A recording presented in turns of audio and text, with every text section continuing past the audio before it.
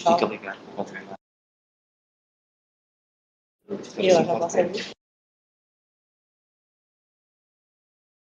You, thank you for coming. It's a proud to have here Panos. Panos Pardalos is a distinguished emeritus professor at the Department of Industrial and System Engineering from the University of Florida.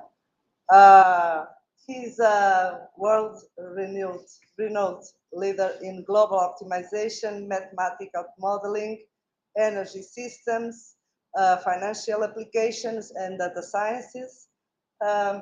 He published over 600 journal papers and edited or authored over 200 books. He is one of the most cited authors and has supervised 71 PhD students. He is an editor-in-chief of numerous journals. He received numerous prizes and awards, among which the prestigious Humboldt Research Award in 2018 and 19.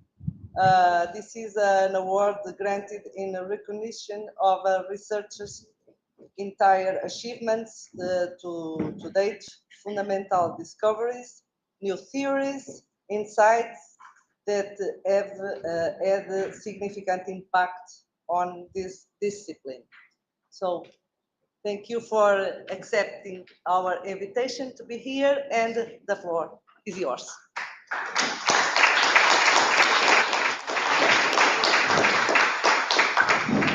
Thank you, Anna, for the nice introduction, and thanks for coming. I guess it's the last lecture, okay? And we wasted any time because of technical issues. But anyway, I will tell you a few things about why I'm talking about solving systems of nonlinear equations. You may wonder why we don't have commercial packages to solve such a classical problem, okay? Because the problem is very difficult, okay? And I will, first we have to go back to see what we have done so far, and then we see what are the new techniques and how successful we have been, okay? And we are very ambitious. We are thinking now at the level we can really make software that they will work most of the time, okay? Because it does not matter what we do, the problem will remain intractable, okay, in the general case. So you have to be humble about how much can we achieve in this type of difficult problems. Okay? I think I'm going to sit down. It's better so for the voice and for the. So I will tell you a little about what are these nonlinear systems, because the audience is general here. We have techniques that you took a class in college, finding roots of systems of nonlinear equations, small examples. But the thing is, we can reformulate these systems as optimization problems, global optimization problems. And I'm glad in this audience we have many experts in global optimization. I have been in Malaga, Almeria many times, and I have many good friends here. And I will give you some experience on this type of problems. Okay. Now, many people, they talk these days about AI, artificial intelligence. I prefer the term augmented intelligence, not AI, and machine learning, okay? But I think this second paragraph is very important, okay? We know that the spectacular success in these areas, machine learning, AI, okay, relies in part on the sophisticated mathematical underpinning. Mathematics is what makes them very important, okay? Optimization and in general, operational research tools. Okay, although many times this crucial aspect is often downplayed. Okay, why, for example, machine learning support vector machines are important? Because we know how to solve the optimization problem. Okay, we know about duality. We have many sophisticated approaches, and now this technique can be very important. Why? By clustering can be used as a mixed, highly nonlinear optimization problem. Because we know how to solve these problems, okay? And what is deep mind? I mean, you know, they win all these games, Google and in Go2 and chess and so on. They do very sophisticated branch and bound techniques, but branch and bound is the basic OR technique we teach in the class, okay? Even at the graduate class. This is what it is. So machine learning and AI benefits a lot, and these problems appear everywhere. Even the basic problem, say, in deep neural networks is what? How to compute saddle points. Saddle points, okay? Some of them can be useless points. And this is considered in neural networks a very difficult optimization problem. Okay? So even finding the solution of the roots of one equation is a challenging problem. You know how to, a polynomial, okay? Degree first, second, third, and fourth, we have formulas, okay, with radicals. After that, we don't have formulas. Why? And the ancient Greeks, even they smelled something is fishy there, okay? So the very famous open problems of antiquity, how to square the circle, how to duplicate the cube, how to trisect the angle, were not solved by radicals. And later on, only in the 18th century, Galois proved the solvability of these problems, okay? So even one equation is very difficult.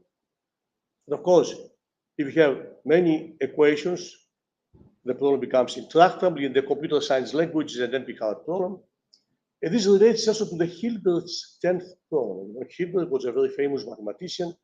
In the 19th century, he wrote these famous problems to solve. Many remain open. And one of them was, if I have a polynomial with integer coefficients, can you find an algorithm that decides that there is an integer solution? Very well-defined problem, okay? And this problem is undecided. Forget about its complexity. Nobody will find an algorithm to decide them. It's an undecided problem. This undecidability was proved only in the 1970s by a Russian mathematician, Majegevich. Undecided problem. So I'm saying all these negative things, pessimistic, because in the worst case, this is a very difficult problem, in the worst case. But in practice, we must solve problems, okay? Even in the first optimization problem, if the function is beautiful, smooth, and so on, say unconstrained optimization, optimize a function. The first condition is gradient of the function equal to 0, which means the partial derivative is equal to 0, which is in general a nonlinear system of equations. It's linear only if the function is quadratic, because the Hessian is fixed, okay? Even that step is very difficult. So this is the general problem here, okay? I have n equations and unknowns. It can be generalized, okay? M equations and unknowns, but let's make things easy. And no assumptions of the function f. No assumption. Function f can be anything, okay? Can be real function, continuously or continuously differentiable or not, whatever, okay? But let's assume at the beginning that the functions are nice and smooth, okay? One first challenging problem, if someone gives me a system of a million equations, a million unknowns, before I try to solve it, what will be the first question I will ask? It's feasible. Feasibility is a very difficult question. Even for linear programming, the simplest optimization problem, how can you check this is feasible? Because humans make the models, maybe contradictory equations, okay? And this is not easy. This is a difficult problem, okay? And you may ask even a good question, what is the minimal data perturbation in my system to make it feasible? Not easy, very difficult. But anyway, many times, 80% of the problems are feasible. 80%, and we have to solve it, We develop a lot of theory, a lot of things, but the final test of everything is to help the industry is they give us a problem, they ask, solve it, okay? We must solve it. And theory and practice, there's a big distance, okay? A big distance, because even the question, what does it mean f of x equal to 0 when you use computers is a challenging question. How much you accept equal to 0? What if the roots are clustered and close to 0? What does it mean f of x equal to 0? That's a very important question. Anyway, here are some simple examples for the people that are not familiar. I have two polynomials here, actually. The second is third degree. And you see the first is a sphere and the second is another cube, and you want to find these three. The solutions are these three places how they intersect, okay? But it can be much more difficult, even if 2 dimensions, you can have cosines, you know. And you see here, you have multiple solutions to this type of problem, okay? But in practice, it can be much more complicated, okay? The functions can be, this is a typical problem in robotic kinematics, okay? It's a classical, it's a small problem, but shows that what type of functions are involved, okay? Trigonometric functions, fractions, okay? And these problems, robotics today, they use a lot of nonlinear equations, okay? Hundreds of nonlinear equations, very complicated, and it's very difficult to solve. That's why you see robots, they move, they do small tasks, and they move very slowly, okay? They're not, you know, of course, there are a lot of approximate computing now that makes things much, much better. And here's another example, just to give you the flavor of what type of functions appear in the practical situations, okay? For example, again, we have exponential functions, 2 dimensions, okay? Exponential functions, fractions. Fractions are always big issue here because scaling is a fundamental issue here because you may have an equation, okay? A very simple equation. X minus 1 equal to 0. And I multiply with a huge positive factor from e to the f of x, can be very large or very small, okay? The computationally would be a disaster. Although, as humans, we see that we must remove that, okay? But how the computer will do that scaling? So whatever we see as humans is difficult to implement this, you know. Anyway, there are many applications, of course, chemistry, chemical engineering. The first big applications comes from there because of the oil companies. Oil companies today, they have huge problems, very huge. And don't forget the first optimization books were written by chemical engineers, okay? Kim Blau, Nemhauser, both were chemical engineers. In automotive steering, power flow, energy has a lot of highly nonlinear systems of equations, okay? Power flow. And many times I've been to a conference in energy, they show a complicated system of equations, and they say, oh, I apply this problem and I solve it. And that's the question, how do you know you solve it? You get something out of the computer, because you get something out of the computer is a solution. I mean, how do you know you solve this, okay? It's very difficult to ask this type of questions, okay? Climate modeling now, you see a lot of talks here in material engineering, robotics, okay? Nuclear engineering, protein interaction networks. In fact, I have even a book dedicated to protein interaction and molecular conformation because many of the problems that are highly non-convex, you can reduce them to systems of linear equations. Neurophysiology in the last few years, and economics, equilibrium problems. Equilibrium problems are many times systems of linear equations. Of course, you can extend them with inequalities, okay? And in physics, in astronomy, there are lately, in each of these papers I cite here, they attempt to solve a certain size system of linear equations. That's why I include this very selectively, okay? Appears everywhere. It's a basic problem in science, okay? And we teach it, but only we teach what we know. We don't teach what we don't know. It's very crucial, okay? In fact, just before the pandemic, I taught a class at the University of Florida with a title on ignorance. Because to teach the students also what we don't know, okay? And why things they don't work, okay? On ignorance. Okay? Anyway, many times you may have also to know, even, if it's just a polynomial by itself, a polynomial, we have the fundamental theorem of algebra that says a polynomial of degree n has exactly n roots, okay? Very deep theorem, very deep result. That's why it's called the fundamental theorem, okay? What happens if I have any types of linear equations? Now, if I have polynomial equations, then we can, we have a tool, it's called topological degree. For smooth functions that the Jacobian to know, you must have existence of partial derivatives, okay? Then you compute the topological degree and you find how many solutions we have. And this has been extended now, not to just a continuous function, not differential, okay? But it's not a trivial issue, okay? In some special cases, because many times we have special cases, we can compute how many solutions we have.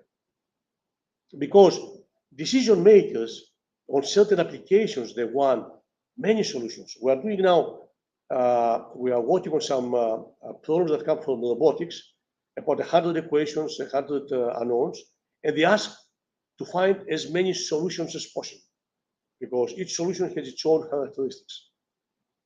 So the decision maker has to know a lot about the solutions. And of course, if the functions are smooth, this is textbook material, okay? We have the Newton's method, it's a fixed point method. Very simple idea, okay? We start with a point, and then you compute a direction in the Newton direction. And here, you never solve this, you never compute this inverse Jacobian, okay? You just solve a linear system and you go in the direction. The theory, ideal theory, okay? In mathematics, it's very important to study the idealization of the situation. Okay? Study the ideal problem, understand what's going on, and then you go to practical. Study all its properties, all its stuff, okay? And this is the classical Newton's method, okay? And still people are working today to improve, okay? Because there is a theory that says, if I start from a point close enough to solution, it converges. But what does it mean close enough? Okay, many times we have a solution, okay? And we try to improve it, but not always. What is close enough? This close enough has not been resolved, okay? And because of the Jacobian is very expensive to compute, Broyden, he recommended this an approximation thing here. Again, the same idea and how to update a lot of properties on Broyden's method. Even they have a price on Broyden's price, okay? Optimization method in software, which is innovation here. And we know for linear systems, we have many iterative methods like Jacobi, Gauss-Seidel. These methods have been extended also. And some of them are very useful, especially for sparse. You have large, because when we say large scale systems of nonlinear equations, what do we mean? Most of the time we mean many linear systems and some nonlinear. Many linear equations and some nonlinear. At the same large scale optimization. Otherwise, we cannot do anything. We can do very little. And of course, there are other methods here that they have been suggested. Thousands of papers. There are thousands of papers in this type of approaches, how to make the convergence. The game is how the method to converge faster, okay? And recently they have also tensor methods, okay? I don't go to the details because many people are not experts here. Again, you see, everything is for the game of convergence. How to converge faster and faster, you know, as long as you start with a nice starting point. So, and because Newton's methods require the Jacobian, okay, and the Jacobian is not available, although now we have automatic differentiation tools, they are very useful, okay, but we have quasi-Newton methods, which means they are approximate the Gaussian. And one famous method is the Broyder, Fletcher, Goldfarb, Sano. I knew all of them. All are dead except Goldfarb. Broyder died some years ago, Fletcher and Sano some years ago, and Goldfarb is still alive in his 80s in Columbia University. And we have the famous Levenberg Marquardt method. Again, you see, I start with a point and I go to the next one by considering some direction and this lambda here. In numerics, this lambda is very important, okay? And compute this direction by solving this linear system. No inverses or matrices. Inverses or matrices are very complicated, okay? And it works many times, you know, that's why, you know, people, these techniques appear in textbooks, okay? But it's not enough. They assume differentiability, the function to be smooth, okay? And many times convexity. But even for polynomials, convexity cannot be decided. It's easy, okay? It's a very fundamental result that polynomials of degree more than 4, it's intractable to decide if they are convex or not. And for a function to discuss convexities, maybe a decider, maybe. It's open problem, maybe a decider. So there are many, you know, deflation. Suppose you compute with some techniques, because many root finding techniques, they compute one solution, okay? Then you use deflation techniques, to find different solutions, okay? And they have many, many types of approaches for finding how to do it, okay?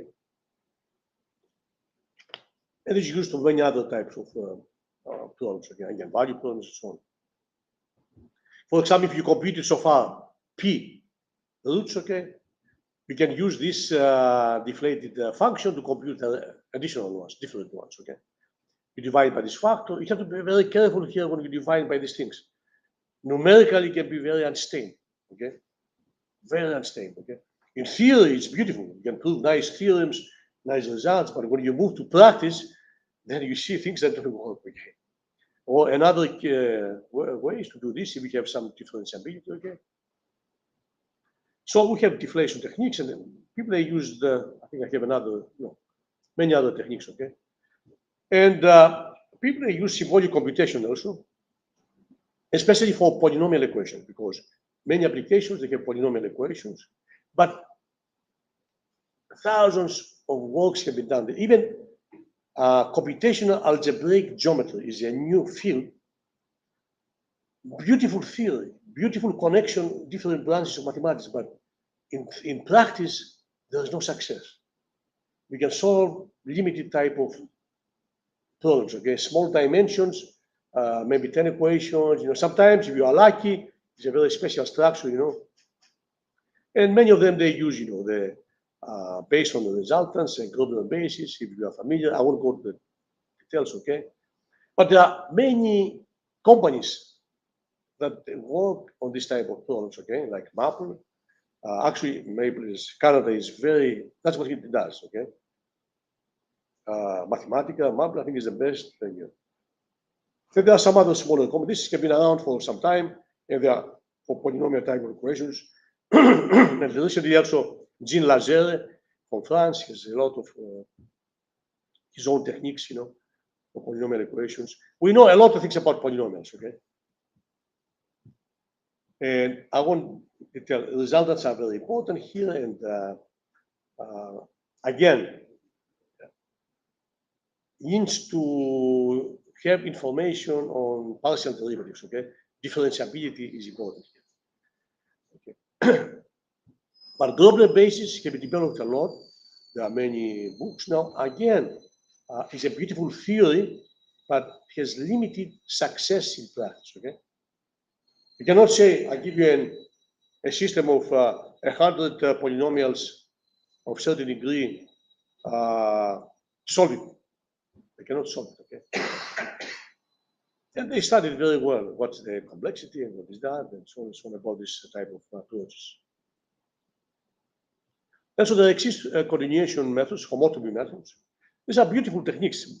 Theoretically, are very nice. Homotopy methods. There are books on just homotopy methods, okay? So I say if I have the system fn equal to 0, okay, then a function hn that we know the roots, okay. Then the homotopy method considers these two things here.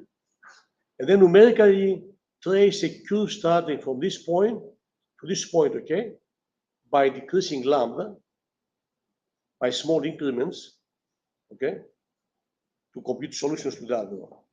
It's easy to say this, but when you try to implement this, it's not trivial, okay. It's a very difficult task. I have here the pseudocode of this problem, okay, but there's a lot of work done in homotopy methods. They have limited success but still, it's important to have many techniques because some techniques can be good for certain classes of problems, some for different classes. So the more approaches we have, the better chances we have to solve a specific problem, okay? And of course, there are interval methods. I don't know how many people are familiar with interval arithmetic here. It's very important because many times the data is not exact, okay? It lies between intervals. Many practical applications. So you compute something from somewhere, from a sensor, you don't know the exact value, it's between this and this, okay? So interval arithmetic has been developed a lot. They have, the whole thing, what is the sum of two intervals, the multiplication of two intervals, and so on and so on. And they report certain successes, sometimes in certain classes of problems. So we cannot ignore them, okay? We cannot ignore interval arithmetic. Has been very useful for certain classes of problems. But okay, this you can find in the books. But I want to say some new thing here now. It's very easy. Okay, this page is very trivial. Say what the hell this guy is doing. I know this. Okay, it's easy to cite, to put it down, but difficult when you try to implement it. Okay? So I have this system of equations. Okay, no assumption of f. Okay, I can reformulate this problem as the global minimum of this function here. P can be anything positive. Okay. Of course, people are familiar with P equal 1, absolute value, P equal 2, the Euclidean norm, but many times in practice, a fractional P is very important. Okay? Say, what the hell, P 2.3, because it works numerically many times. Okay? So this formulation is very important. Okay? Because, you see, the system have a solution when? If and only if the global minimum must be equal to 0. So you look for the points that make equal to 0. Okay? But we have a lot of experience in optimization, in global optimization. We try to utilize this, okay? This experience and do. It's the same like we solve discrete problems with continuous approaches. Why? Because they give us a different, perspective, okay?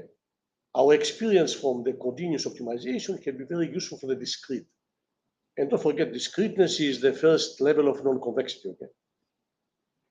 And of course, there are also approaches. People they consider this as a multi-objective optimization problem.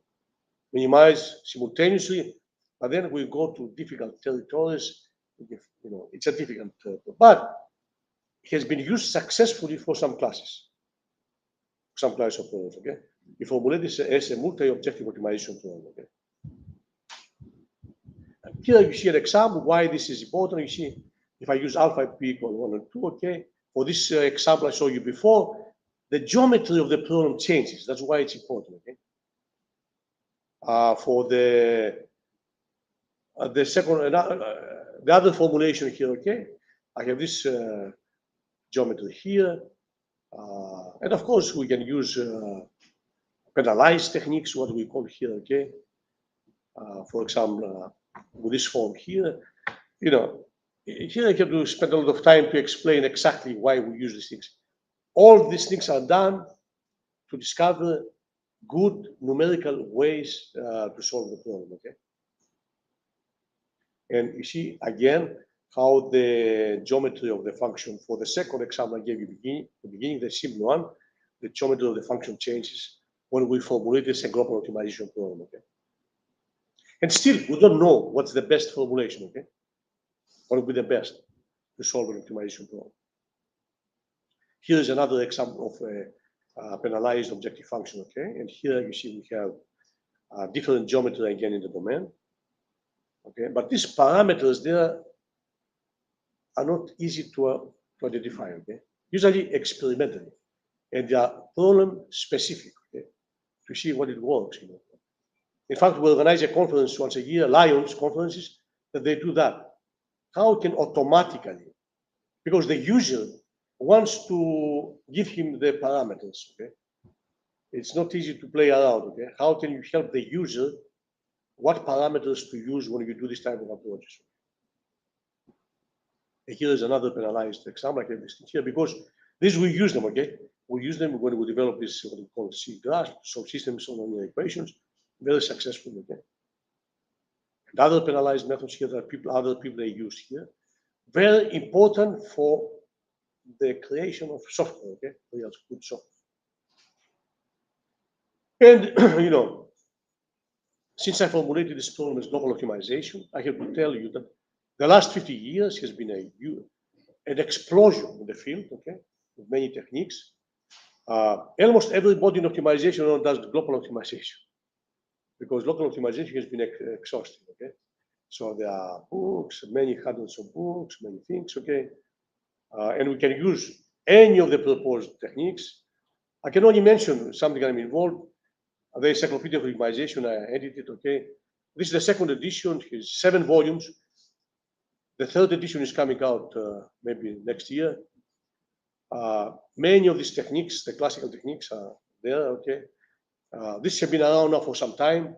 They had books of global optimization, one with Rainer Horst, one of the fathers of optimization, the other with Edwin Hermes, which is Georgia Tech now. So many, the first was on deterministic methods, the second on heuristics and stochastics. Then we have many exact methods like branch and bound, inner and outer approximation, cutting plane methods, integral methods, algebraic geometry-based methods, okay. So we have a lot of tools, okay? A lot of tools we can use, a lot of tools. Stochastic methods also. Direct Monte Carlo, tunneling methods. And we get ideas from all these methods because, you see, for example, in Newton's method, Newton-type methods, the starting solution is a big thing. How do you select starting points? Okay? Because many times, you know, in optimization, we assume a solution and we try to improve it, okay? Which is very, in many cases, is very good because, say, we design the wing of an airplane. Airplanes, they fly. We have some solution that fly well. So we have a starting solution. We try to make it better, to consume less fuel, to shake the plane less, okay? So already we have some. We have a scheduling. We want to make it better, okay? But many times we have nothing. And then the selection of starting points is a big game. Then we must know something about the objective function. We must have some knowledge. Even if you tell me, you know, the function is Lipschitz, I can do something. If I tell me something else, something and so on. But if we don't know much, we cannot do much. And meta-heuristics play a big thing. Plenty of them, okay? From, I will say a few things about continuous grasp, continuous V.N.S, grasp. V.N.S started with Nenad Mladenovic and Pierre Hansen. Unfortunately, Nenad was my good friend. He died a month ago. The guy that discovered the V.N.S. And Mauricio Rezende, who is in Amazon now, solves problems in Amazon, studied the grasp. But this, the C stands for continuous grasp now, because these heuristics can be developed for discrete problems. In fact, for many years, I was a consultant in AT&T, and I worked with Mauricio Rezende. We solved applied grasps to solve many real, practical network design problems. Practical problems, okay? The company gives you a problem, say solve it, okay? And you have to do it, you know, and simulating tabu search. And these are not, we can get ideas from everything, okay? It's like why Simplex and Kurubi are so successful today, the best packages for linear 0-1. Because they implemented every trick, every idea of everything, okay? It's implemented there. They recognize everything, okay? Every small detail. That's what makes a software successful. And of course, we have a lot of evolutionary algorithms, genetic algorithms can be used, differential evolution, PSO algorithms, particle sum algorithms, spiral dynamics, and many metaphor-based heuristics. I think sometimes it's overdone. Yeah, you call ant systems and butterfly systems and so on and so on and so on. Many, but in all these exams here, in these papers, people, they present a case for the solve a system of nonlinear equations. Okay? So it's important to see what has been done before we try to do something better. Okay? They consider types of things. Now, I won't say many things here because I know we are under time is very. Simulating annealing has been used. Actually, is one of the heuristics that we know why we have a convergence theorem. If some assumptions are satisfied, then it converges to the solution because for most of the heuristics, they compute something, but we don't know what they compute. Sometimes they compute, of course. We use them because they are useful, okay? I like the definition of Wilf. What is a heuristic? Is a technique that works, but we don't know why. And if someone asks me, what's the best heuristic? My answer is the best you know how to implement well. All of them, they have plus and negatives and positive, okay? Heuristics are used, all these techniques, because over the years, solved problems, okay? Simulating annealing, Kirkpatrick was in IBM, okay? When he did the first paper in science. So this technique is very useful. I worked on this in acceleration of the convergence of the method, but it's problem specific, okay? You must, these parameters of how to decrease the temperature, it's easy to say, but difficult to implement, okay, for a specific particular approach. But simulating annealing is a very good now heuristic, and you have a convergence result. Now, GRASP, I heard many talks here using GRASP and taboo search and VNS. GRASP stands for Greedy Randomized Adaptive Search Procedure. Greedy always goes to some place, okay? And then you want to escape from from places that trap local solutions, okay? And you use this, it's a constructive heuristic, okay? And then you use this idea of how to get out the solution, okay? Very successful in many problems, especially discrete, but also we apply it to continuous optimization and to systems of linear equations. And this technique can be enhanced with local search and also with ideas taken from taboo search. If you find many solutions, you know, there is a path between the solutions that you create to find better. And also is highly parallelizable. Because today you can use the cloud, okay? And you can start from many points and compute many solutions, okay? And but of course you have to be very careful how to select the points, not to put a lot of effort to compute the same solutions, okay? So it's a lot of care you have to be, okay? And for GRASP, there are under certain conditions, there are you know, ways to prove convergence, okay? Under certain conditions that are not easy to satisfy many times in practice. And this is the construction phase, how do you get out of, you have a candidate list and you get out of there to escape and it works, okay? And then you use some local search. Sometimes local search is very good to go to a better point, okay? Not always. And VNS, I saw several talks here, okay?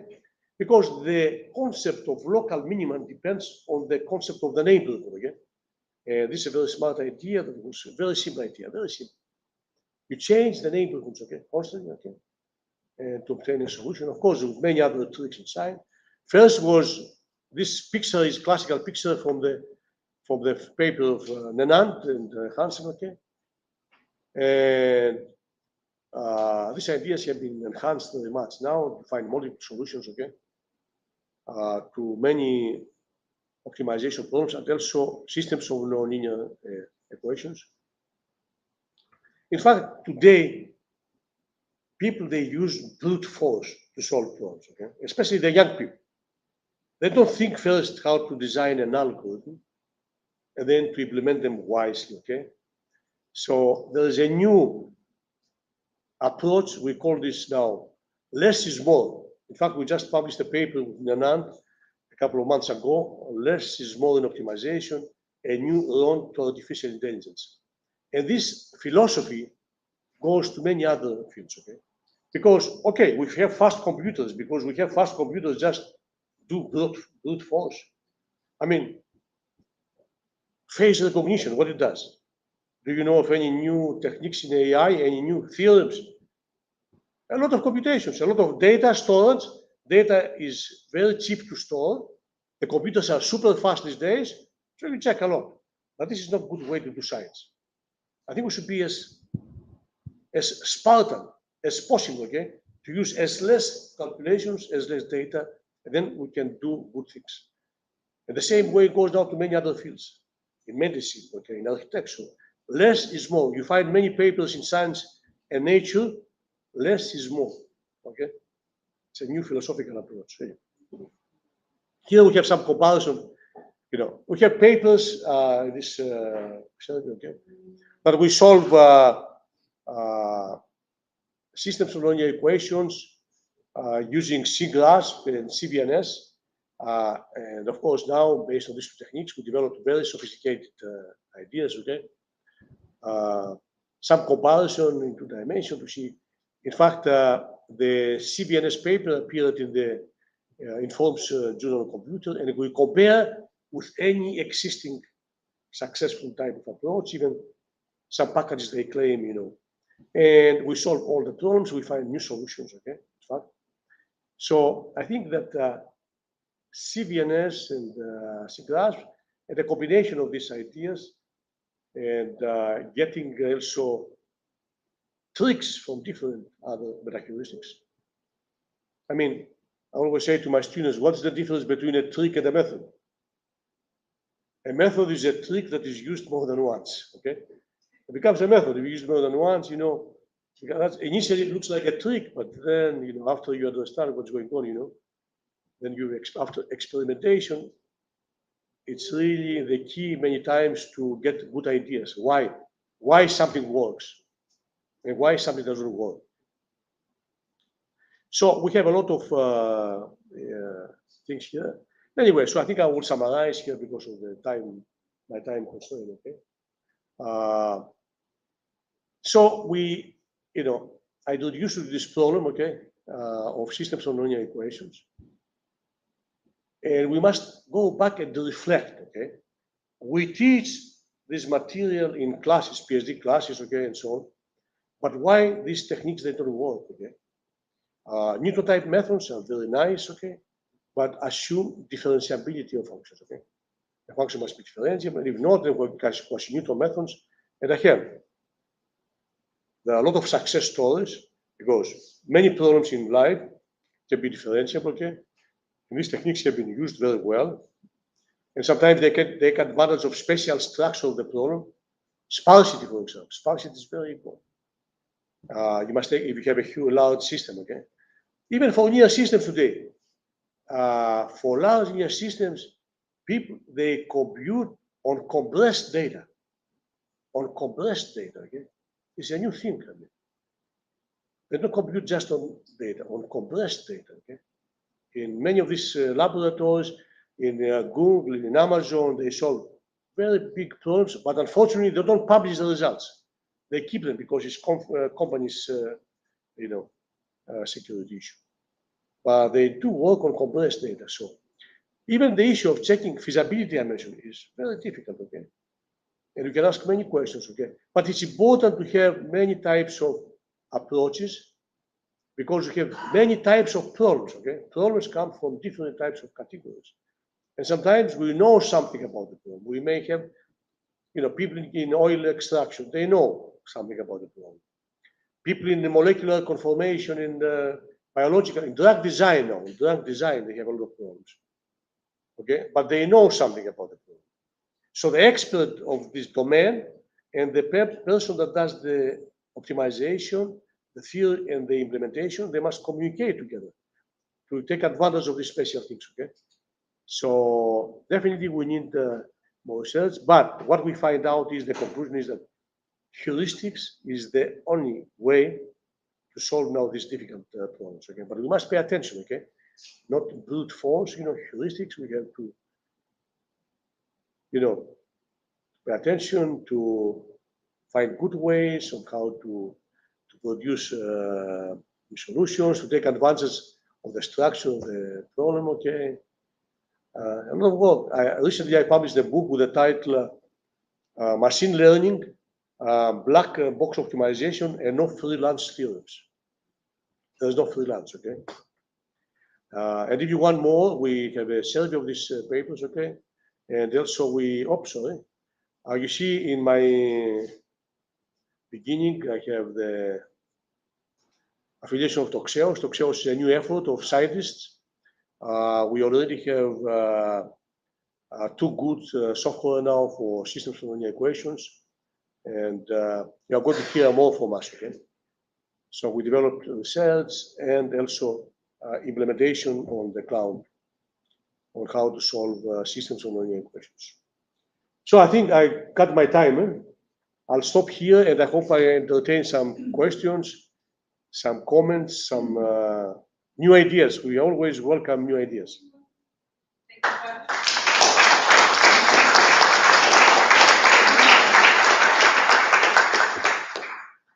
For the very interesting speech.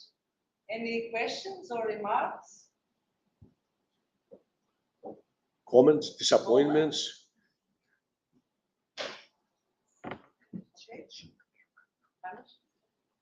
Yes.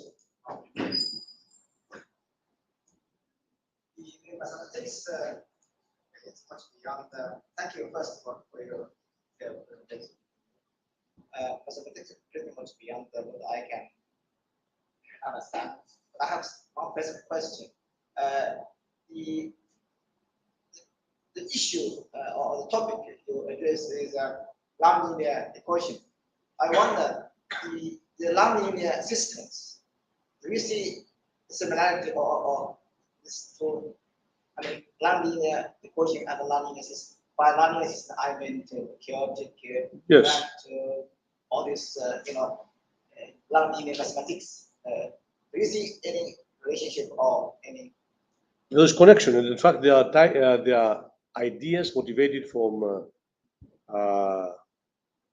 general nonlinear systems. Okay, nonlinear, that apply to the fine techniques of nonlinear system equation. Chaotic type of approaches. Chaos theory is involved here. Yeah. But still is experimental. It's the beginning of the.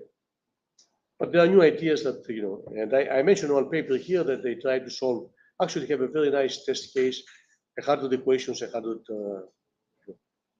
highly nonlinear equations. So we're at the beginning, of. Any other questions? Yes. Yeah. If you want to scale from nonlinear to nonlinear mixed integer, do you think that some of these approaches can be a good start to think about how to change them, develop them, to tackle also mixed integer problems? Yes, of course. It is a programming. It's a discrete problem. Okay? I know you have in mind nonlinear discrete. It's a very difficult problem, but many times you can use a continuous approach. Because x 0, 1, say binary decision, it's x squared minus x equal to 0, 0. This is the simplest way, but the more complicated is complementarity constraint.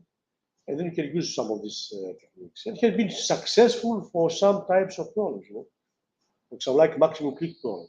Nobody expected that a continuous formulation will produce very beautiful results, very good. So many times continuous approaches are very successful.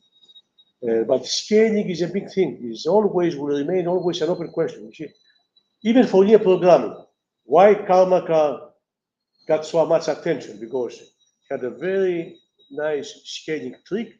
He didn't tell anybody, and everybody was complaining how, because nobody could replicate his results.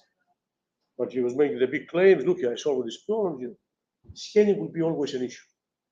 How to recognize that? Because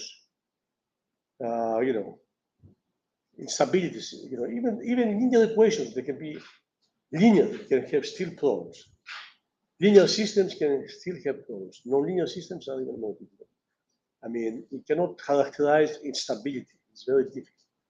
That's why it's important to have heuristics that are applied to general problems, no assumption, not depend on the differentiability of these things. Heuristics can be very useful. And they prove so far to be very useful in many places. But of course, always can be cases that interactability will never go away. But we need to know, my philosophy is that we have to have many ways, and this technique solves different kinds of problems. Where one may fail, the other may succeed. That's the point. Any questions? Okay. When you show in slide 31 the idea to solve a system of nonlinear equations with a optimization by summing the norm of Yes. the functions and get it to zero. So you still have to find the gradient, and in the gradient, No, you just lower. we don't have to find the gradient. No, that's why it's for general functions. But then how when you try to solve this optimization problem, you need that with gradient. So Not always. You need different search directions. Not always the gradient. I understand the P, but what the alpha for? The alpha is for numerical purposes. Okay. Numerical. Sometimes That's what I say. It's very difficult to theoretically pinpoint what alpha you use. So experimentally, if you have a specific problem, you play around alpha, you know, and that's the way you do it. And you use a Greek letter now? That's how it is. And it's a beautiful Greek letter, you know. You have a question there, yeah.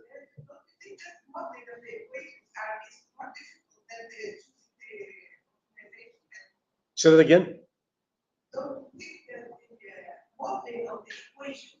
Modeling.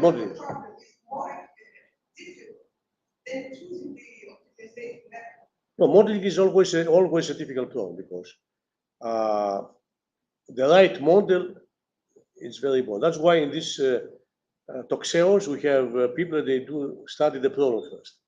We get a problem from a company, we say, what do you have to solve? Then we study the problem and then we modify the model. Absolutely right, because the selection of the model dictates the use of the technique you use. Take a linear assignment, the simplest problem in optimization, linear assignment, assign jobs to machines, okay? You may formulate it as a linear programming problem. Simplex time algorithms fail. You may formulate it as a problem over permutations. Beautiful, because it extends to nonlinear assignment. You may formulate it as a bipartite graph. Different approaches. So the modeling dictates the selection of the approach. So I think this is super important. No question about it. And then, of course, you have to solve the model to formulate the solvents. It will be a lot of work in the future. Plenty of jobs for optimization. Yes? Yeah, actually, I found the idea of less is more very interesting. Of what? Less is more concept. Less is more. Yeah. Yes, more. Yeah. Less is more. Yeah. Yeah. I was just curious to know when data was sparse and when the abstract feature space is quite sparse. So how can we ensure that this is a representation of the It's challenging, yeah, because what is less? I mean, how much less? How much, you know, it's a fuzzy concept, yeah. But definitely we must do something about that, okay? We must think about algorithms, and we must think how, not because we have fast computers just implement anything, you know. We must think how, I think it's an important step, yeah. It already has been used in many scheduling problems, other types of things, location problems, and so on. But I think it's a good new way to see things. Because people now just, especially young people, constantly immediately go to implement something without thinking what they implement. That's the question, what is this? Why?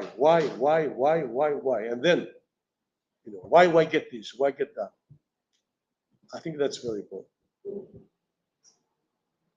Thank you. May I have two questions, actually? Please. The first one is, how do you cope with the limited precision of the numerical representation? Because IEEE format is just devastating. Because recently we had to solve some system of linear equations, and matrix was something like 5 million by 5 million, it was full. So how do you cope with that in the case of nonlinear systems? Difficult, very nice question, and no answer. Because many papers have been written, even what do we mean by f of x equal to 0? Precision. I mean, of course, depends on the application, you know. You see, even today, every machine comes with the machine's epsilon. 1 plus epsilon equal to 1, the smallest positive epsilon. You know, depends, I mean, on the application. If you use biological molecular conformation problems, you need to have very good precision because they have very small numbers. If you use problems in astronomy, you don't care too much about huge numbers. You know. It's a very big question. We must constantly deal with it. You know, many times we use here 9 digits precision or 18, depends on the. It's a big issue. Yeah, you are right. Actually, the multi-site extension only means that you move more. Yeah, it's an issue. Stability a little bit farther. It's a, because you have the ill-conditioned problem. but we don't know how we have ill condition. We have not. We don't know. And the second question is, I had to solve recently a problem that I had an underdetermined linear system. So less equations, than variables.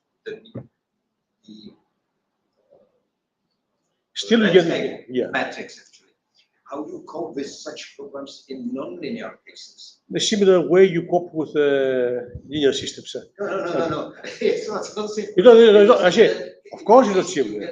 Yeah. Big if you have subspaces. overdetermined systems, underdetermined systems, sometimes you have no solution usually. If you have, let's say, less equations than more unknowns, you don't. In the linear system, you get the subspace of parameters actually.